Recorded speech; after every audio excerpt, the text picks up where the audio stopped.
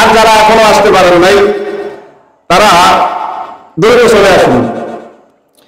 আমি আপনাদের সামনে পবিত্র কালাম থেকে, কোরআনুল কারীম থেকে আপনাদের সামনে কয়েকখান আয়াত আমি তেলাওয়াত করেছি।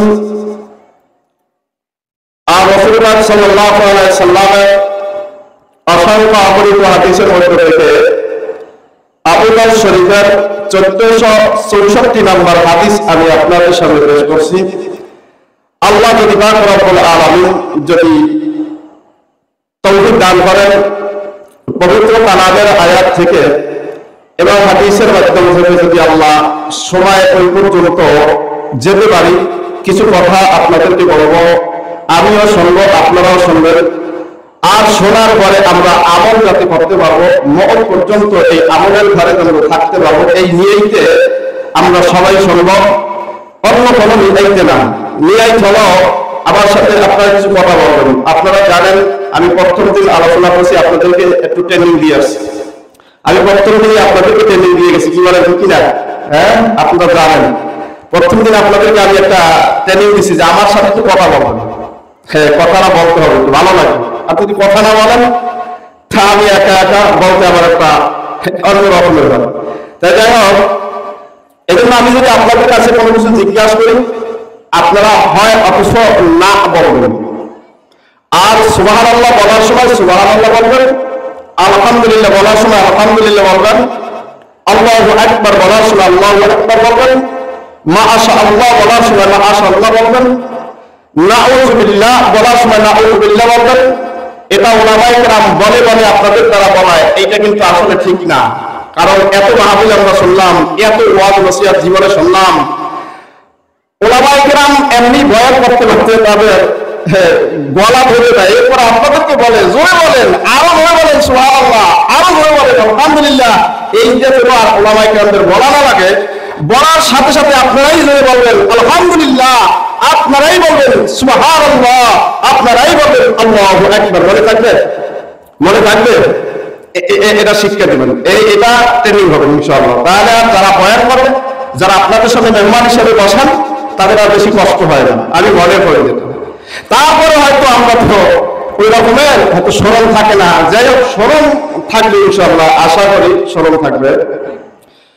যাই হোক, এখানে একটা দিনী মাদ্রাসা, একটা হাফিজিয়া মাদ্রাসা, এই জন্য আজকে আপনাদেরকে আমি একটু আলোচনা করব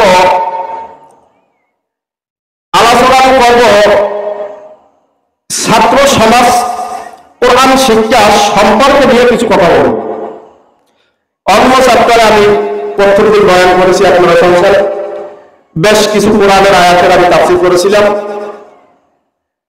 আজকে সেই রকমের কিছু হবে না, আজকে সাধারণ কিছু কথা হবে ছাত্রদের নিয়ে, এবং বিশেষ করে কোরআন ও আলাদেরকে নিয়ে, এবং বিশেষ করে কোরআন সম্পর্কে। বলেন কয়টা বলেছি? 3টা। 1 নাম্বার কোরআন সম্পর্কে, বলেন কোরআন সম্পর্কে। 2 নাম্বার কোরআন ও আলার সম্পর্কে, কোরআন ও আলার সম্পর্কে। 3 নাম্বার ছাত্র জীবনের কোরআন ও আলা ছাত্র যারা, তাদের সম্পর্কে। হেফজ হাফেজ বলেন নাই, এদের সম্পর্কে কোরআনে আল্লাহ যা বলেছেন, রাসূলুল্লাহ সাল্লাল্লাহু আলাইহি ওয়াসাল্লাম যা বলেছেন, সংক্ষিপ্ত শোনার মধ্যে সংক্ষিপ্ত কিছু কথা বলবো। আর এই কথাগুলো শুনে মন সহকারে, ধৈর্য সহকারে আমরা আমল করবো, এবং আমাদের বাচ্চাদেরকে আমল করার জন্য আমি অনুরোধ করব। তাহলে আমি আপনাদের সামনে যে কোরআনুল কারীম থেকে যে আমি আয়াত তেলাওয়াত করেছি, সেই আয়াতে আল্লাহ কোরআন সম্পর্কে কি বলেন আগে আমরা শুনি ইনশাআল্লাহ। আউযু বিল্লাহি মিনাশ শাইতানির রাজীম। বিসমিল্লাহির রাহমানির রাহিম। কোরআনে কারীম আল্লাহর পক্ষ থেকে অবতীর্ণ। কার পক্ষ থেকে? হ্যাঁ, একটু জিজ্ঞাসা করলে বলবেন কার পক্ষ থেকে কোরআনুল কারীম অবতীর্ণ? আল্লাহর পক্ষ থেকে। আপনাদেরকে বেশি সময় দেব না, অল্প সময়ের মধ্যেই আমি ইনশাআল্লাহ আশা করি শেষ করব। কষ্ট দেব না, আলোচনা লম্বা, কিন্তু এই লম্বা আলোচনা অত লম্বা আলোচনা আমি করবো না, আজকে সংক্ষিপ্ত আলোচনার মধ্যেই শেষ করবো ইনশাআল্লাহ। তাহলে কুরআনুল কারীম আল্লাহর পক্ষ থেকে আল্লাহ রাব্বুল আলামিন বলেন ওয়া ইন্নাহু লাতানজিলু রাব্বিল আলামিন,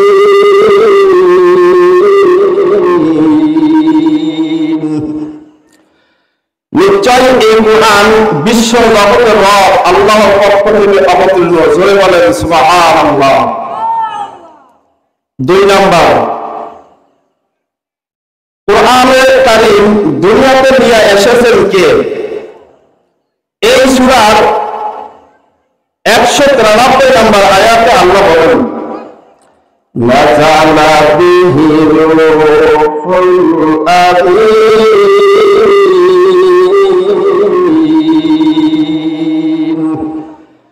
কুরআন নিয়ে এসেছেন জিবরাইল আলাইহিস সালাতু ওয়াস সালাম।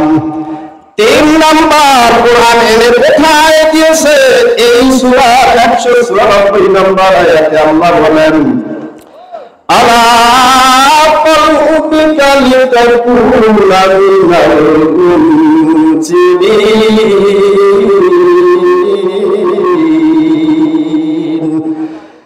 আমি জিবরাইলের মাধ্যমে এই কুরআন আপনার সিনায় রেখে দিলাম যেন আপনি ভীতি প্রকাশনকারী হন, যেন মানুষদেরকে কুরআনের দ্বারা ভয় দেখাতে পারেন। 4 নাম্বার, এই কুরআনের ভাষা কি? এই সূরার 195 নম্বর আয়াতে আল্লাহ বলেন বিলিসানিন আরাবিয়্যিন মুবিন,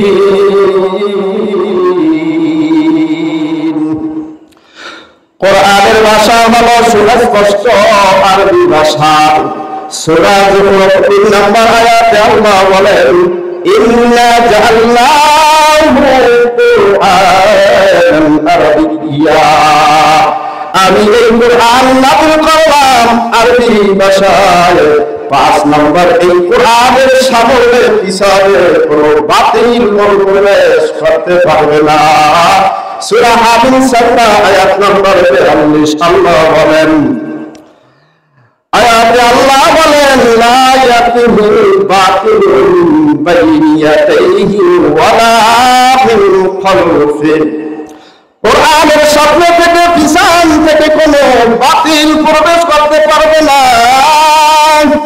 আল্লাহ বলছে কোনো বাতিল ঢুকতে পারবে না। 6 নম্বর, কুরআনের বিপক্ষে যত প্রমাণ আছে সমস্ত প্রমাণ নষ্ট হয়ে যাবে, কোন প্রমাণ কুরআনের সামনে টিকবে না। দলিল সূরা ফুরকানের 33 নম্বর আয়াতে আল্লাহ বলেন আলা ইয়াকুনা বিল নাসাইল ইল্লা ইন্নাকা বিল হাক্কি ওয়া আহসানা তাফসীরা, কুরআনের বিরুদ্ধে যত প্রমাণ তারা আপনার কাছে পেশ করুক হাবিব, আমি আল্লাহ এর চেয়ে সুন্দর উত্তম সমাধান আপনার কাছে পেশ করে দেই। কুরআনের কাছে কোন প্রমাণ কখনো টিকবে না, বলেন সুবহানাল্লাহ। কুরআনের কাছে কোন প্রমাণ টিকবে না, কোন প্রমাণ টিকবে না এই দুনিয়ায়, যে কোনো প্রমাণ কুরআনের সামনে টিকবে না। 7 নম্বর সূরা আম্বিয়ার 8 নম্বর আয়াতে আল্লাহ বলেন বাল ইয়াযমু বিল হাক্কি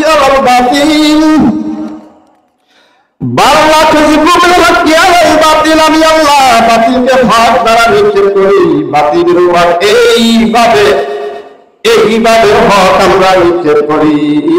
আল্লাহ বলেন বাতিলের উপর, আল্লাহ বলেন আমি হক নিক্ষেপ করি, বাতিলের উপর এইভাবে হক নিক্ষেপ করি, যেমন আমরা কাছে একটা কিছু নিক্ষেপ করি ফল পাওয়ার জন্য, যেমন হাঁস মুরগির গায়ে একটা কিছু নিক্ষেপ করি। আল্লাহ বলে আমি যখন বাতিলের উপর হককে যখন নিক্ষেপ করি এই হক বাতিলকে চূর্ণ বিচূর্ণ করে দেয়, বলেন সুবহানাল্লাহ। 8 নম্বর, এই কোরআন এমন একটা আলো, এই আলো থেকে যারা আলো গ্রহণ করতে চাইবেন আল্লাহ তাদেরকে আলো দেখায় দিবেন। জোরে বলেন আলহামদুলিল্লাহ। সূরা সূরা আয়াত নাম্বার 52 আল্লাহ বলেন ওয়ালাকিন জাআলনাহু নূরা, এই কোরআনকে আমি আলো বানাইলাম, নূর বানাইলাম। নাহনু বিহি মান নাশাউ মিন ইবাদিনা, আমি আমার বান্দাদের মধ্যে থেকে যাকে চাই এই কোরআনের মাধ্যমে হেদায়েত দান করে দেই। বলেন সুবহানাল্লাহ। 9 নাম্বার, এই কোরআন অন্তরের রোগের জন্য ট্রিটমেন্ট, অন্তরের রোগের জন্য শিফা, আরোগ্য, হেদায়েত, রহমত। সূরা ইউনূসের 57 নম্বর আয়াতে আল্লাহ বলেন ইয়া আইয়ুহান নাস ক্বাদ জাআতুকুম মাউইযাতুম মির রাব্বিকুম, হে মানুষ তোমাদের কাছে তোমাদের রবের পক্ষ থেকে একটা উপদেশ এসেছে। এই উপদেশের নাম হলো কোরআন। এই কোরআনটা কেমন শিফা উল্লিমা বিসুদুর, অন্তরে যত রোগ আছে এই রোগীরা যদি কোরআন পড়ো, যত বেশি পড়বা, অহংকার যদি থাকে, হিংসা যদি থাকে, বিদ্বেষ দেমাগ যদি থাকে, কোরআন পড়ো, আমি আল্লাহ কোরআনের মাধ্যমে আরোগ্য দান করে দেব। এই কোরআন শিফা ওয়া হুদা, কোরআন হেদায়েত ওয়া রাহমাতুল লিল মুমিনিন, ঈমানদারের জন্য রহমত। জোরে বলেন কাদের জন্য রহমত? কাদের জন্য? ওয়া রাহমাতুল লিল মুমিনিন, ঈমানদারের জন্য রহমত। আরো জোরে আওয়াজ দিয়ে বলেন ঈমানদারের জন্য রহমত। এ হলো 9 নম্বর। আপনাদের বারে যদি কোরআন পড়েন, আজকে আমি আলোচনার আগেই বলে যাচ্ছি কোরআন সম্পর্কে। আমাদের ঘরে সামনে কি মাস? বলেন এই কয়েকদিন পরেই আমরা কি মাস পাম? রমজান মাস। আফসোস, এই রমজান মাসে হয়তো কিছু ধরবে, এরপর আর কোরআন ধরবে না। এটাই দুঃখের কথা। আপনার আমার ঘরে কোরআন পড়ে কেউ? বলেন। আমরা এখানে যারা আছি কোরআন পড়তে পারি? আলেম ছাড়া, মানে আলেম যারা আছেন তারা ছাড়া, হাফেজ, কোরআনের হাফেজ ছাত্র জীবনে যারা, তাদের ছাড়া একটু হাত লাগাই দিন। কষ্টের কথা, দুঃখের কথা। আমার বয়স তো কম হয় নাই, কিন্তু দেখেন দুনিয়ার মধ্যে সব আমরা শিখতে পারলাম, কম বেশি আমরা জানলাম, বললাম, কিন্তু এই কোরআনটা শিখতে পারিনি। কোরআন শিখতে পারিনি।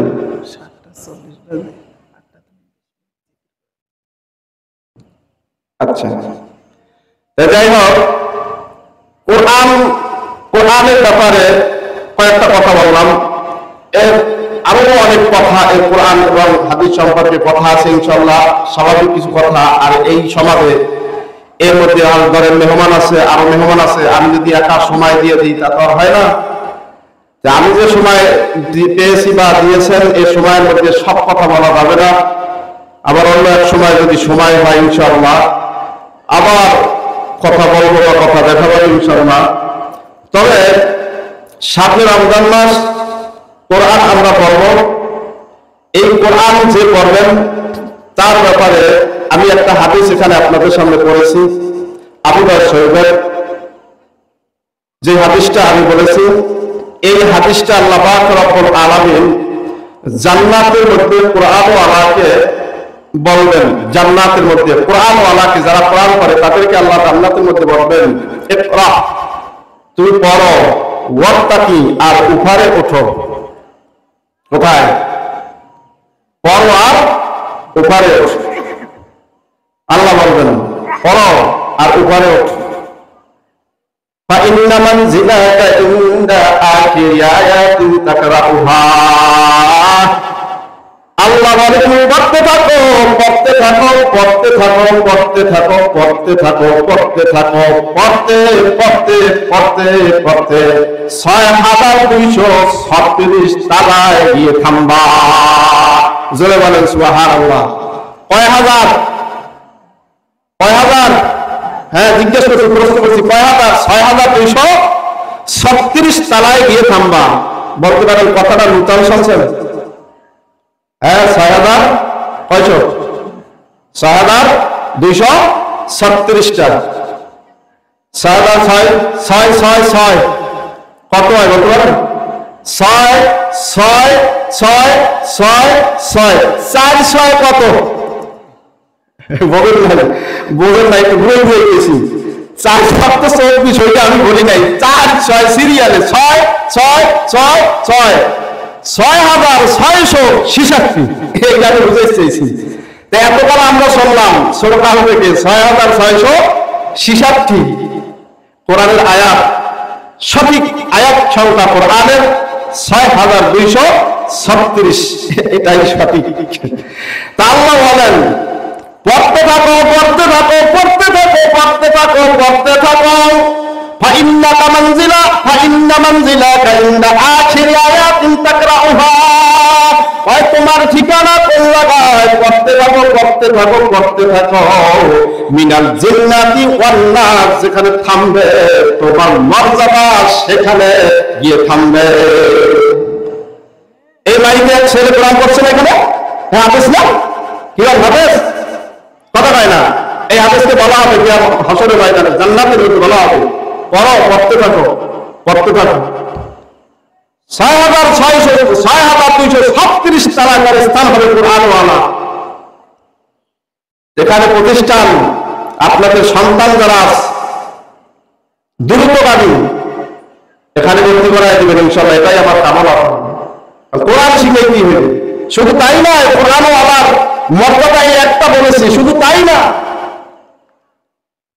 1218টা মর্যাদা আমি নিজে দেখেছি কোরআনওয়ালার মর্যাদা। কোরআনওয়ালাকে আসলে ময়দানে, কোরআনওয়ালার পিতা মাতাকে, কোরআনের হাফেজদের একজন পিতা মাতাকে কিয়ামতের ময়দানে আল্লাহ পাক রব্বুল আলামিন তার ডান হাতে জান্নাতের সার্টিফিকেট দেওয়া হবে, বাম হাতে তাকে জান্নাতে স্থায়ীভাবে থাকার সার্টিফিকেট দেওয়া হবে, ডান হাতে তাকে জান্নাতের সার্টিফিকেট দেওয়া হবে, বাম হাতে স্থায়ীভাবে থাকার সার্টিফিকেট দেওয়া হবে। তার ওই কোরআনওয়ালার মা বাবাকে তার গায়ের পোশাক, জান্নাতের পোশাক পরানো হবে, কাপড় পরানো হবে। পোশাক পরানো করার পর অনেক কুরসির ভিতরে বসে উনি বলবে, আমার এই পোশাক কেমন পরানো হলো? আল্লাহ পাক রব্বুল আলামিন জবাব দিবেন, তোমার সন্তানরা দুনিয়ায় কোরআন পড়েছে, এই কোরআন পড়ার কারণে আমি আল্লাহ তোমাকে এই সম্মান মর্যাদা করে দিলাম। বলেন আলহামদুলিল্লাহ। চাই আমরা জান্নাতি পোশাক পরতে চাই।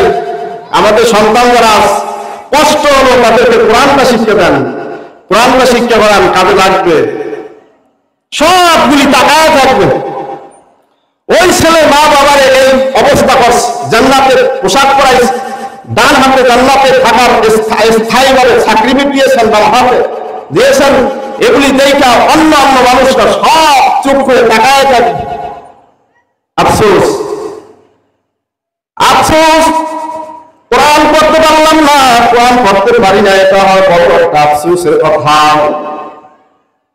আল্লাহ আমাদেরকে কোরআন পড়া তৌফিক দান করেন, জয় বলেন আমিন।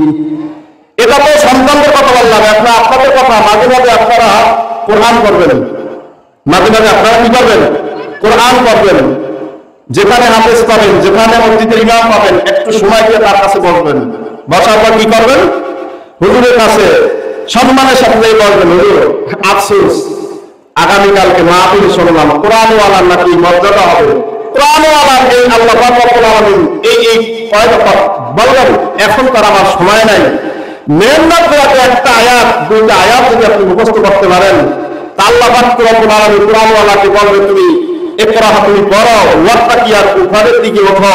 তা আল্লাহ তো আপনাকে বলবে পড়ো আর উপরের দিকে ওঠো। কষ্ট হলেও, যদিও আমরা অত দূরে না যাইতে পারি, কিছু চালাইতে গিয়ে থামতে পারবো। কি বলেন? কথা বলেন না, পারবো কিনা? পারবো না? তাহলে এই চেষ্টাটা তো করতে হবে। জান্নাতের উপরের দিকে যদি উঠতে হয় তাহলে নিশ্চয়ই এই জমিনে কোরআন পড়তে হবে, কিছু আয়াত শিখতে হবে, মুখস্থ করতে হবে। এই সময় না দিলে পারবেন না।